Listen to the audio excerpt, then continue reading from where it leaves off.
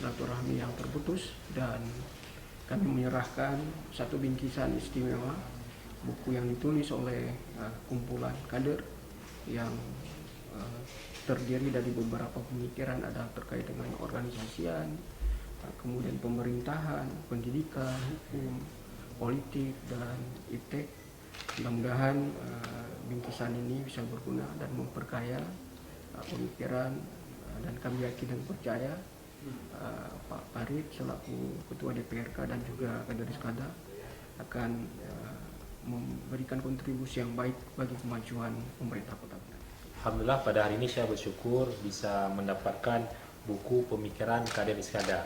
Iskada, Ikatan Siswa Kader Dakwah, merupakan sebuah lembaga yang dibentuk dirintis oleh ayah anda Haraman Kaoy, ya, yang beliau telah mendidik melahirkan banyak para juru dakwah, para dai, para mubaligh, dan saya sebagai salah satu kader yang lahir karena dididikan tangan dingin dari ayah anda Haraman Kaoy.